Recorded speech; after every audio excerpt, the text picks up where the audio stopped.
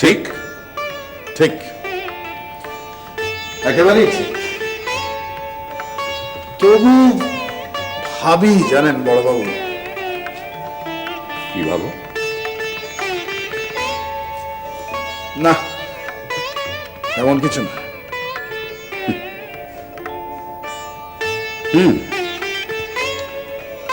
আমিও ভাবি।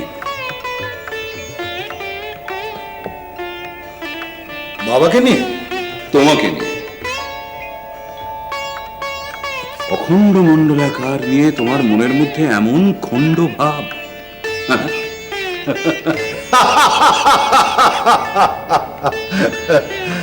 না বড়বাবু, আসলে আপনারা বাবাকে ঈশ্বরীয় আলোতে দেখেন, কিন্তু আমি তা দেখি না, দেখতে চাই না। কারণ বাবা তার স্বীয় ভাব, আধ্যাত্মিক ভাব, তার প্রকাশ আমার মধ্যে বিচ্ছুরিত করেছেন। আমাকে আমাকে কেটেছেন, ছেড়েছেন, ফালা করেছেন, আবার আমাকে আমার নিজের মধ্যে ফিরিয়েও দিয়েছেন। এই ব্যাপারটা আমার ক্ষেত্রে যেমন ভাবে ঘটেছে, আমি জানি যে অন্য কারোর ক্ষেত্রে এমন ভাবে ঘটেনি। হ্যাঁ, ঘটার কথাও নয়। বাবার শিক্ষার প্রতি তোমার মতো এমন তদ্গত প্রাণ বাবা আর দ্বিতীয় কোনো ব্যক্তিকে পেয়েছেন কি? সে আমি জানি না, তবে বাবা তার মহিমাময় আচরণের মধ্যে দিয়ে আমাকে অনেক অধিকার দিয়েছেন। তাকে জানবার, তাকে চেনবার, তাকে প্রশ্ন করার। তাহলে আর বাকিটা কি রইল?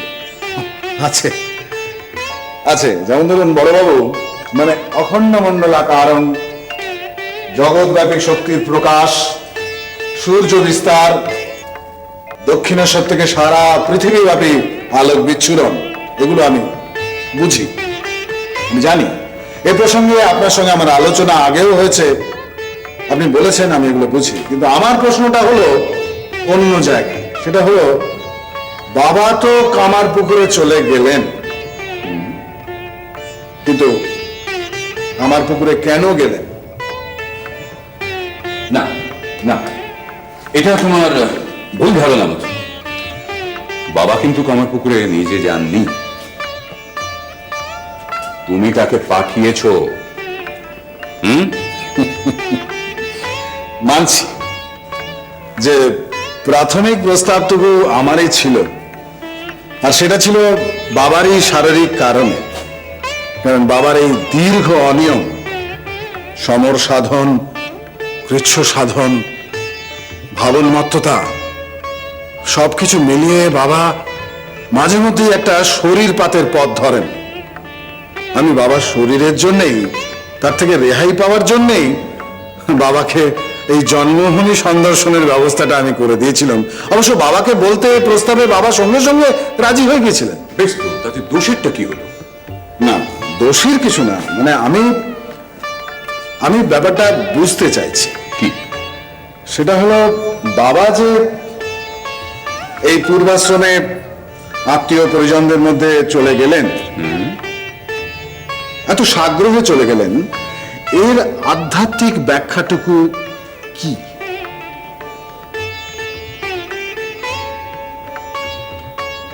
জানি জানি তুমি কি বলতে চাইছো। ঠিক, একেবারে সঠিক প্রশ্ন।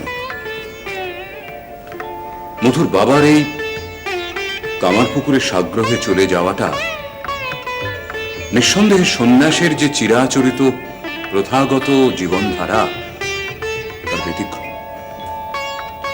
সন্ন্যাস মানে যে আত্মীয় অনাত্মীয়ের মধ্যে কোনো প্রভেদ করবে না, যে যাবতীয় জাগতিক বন্ধন ছিন্ন করে দেবে এবং আত্মীয় অনাত্মীয়দের প্রতি সর্ববিধ বাধ্যবাধকতা থেকে যে চির মুক্তি পেয়ে যাবে। সন্ন্যাস জীবন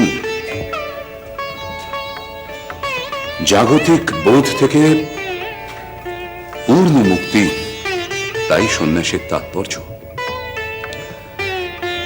সন্ন্যাসী এমনকি তার নিকট আত্মীয়দের সঙ্গে পূর্ব সম্পর্কের স্মৃতিটুকু পর্যন্ত তার সঙ্গে বহন করবে না, এটাই সন্ন্যাসের বিধি।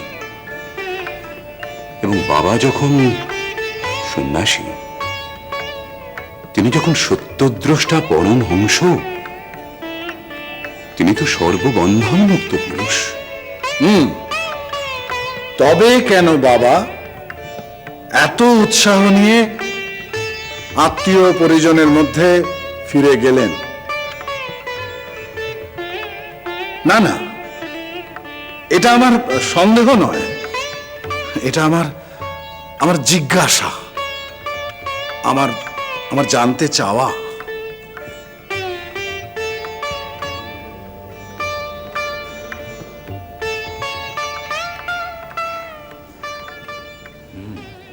তোর জন্য মোচার তরকারি রেঁধে এনেছি। হ্যাঁ রে গদাই, তুই সেই ডালের বড়া খেতে ভালোবাসতিস না? তাও এনেছে। সব খাবি তো?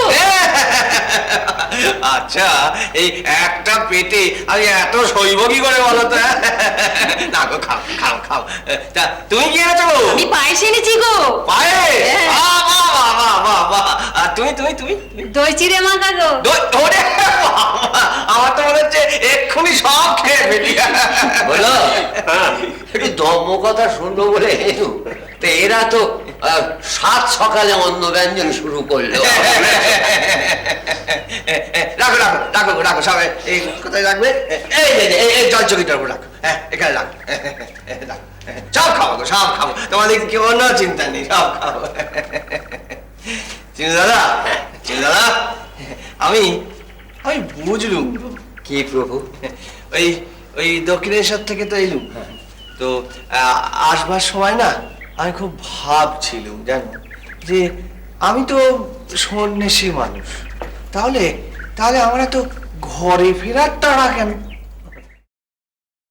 বলো বলো প্রভু, তুমি আমায় যা বলবে আমি তাই মেনে। কি প্রভু? প্রভু কথা কইছে না কেন?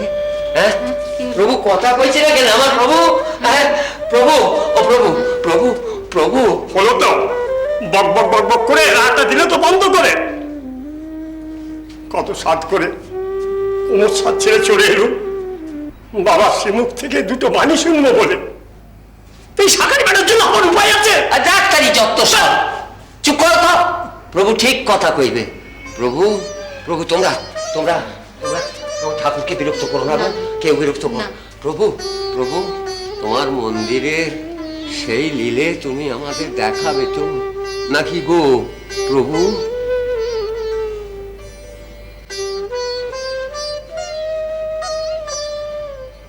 জয় প্রভু। এই তো প্রভু তাকিয়েছে। শ্রীরাম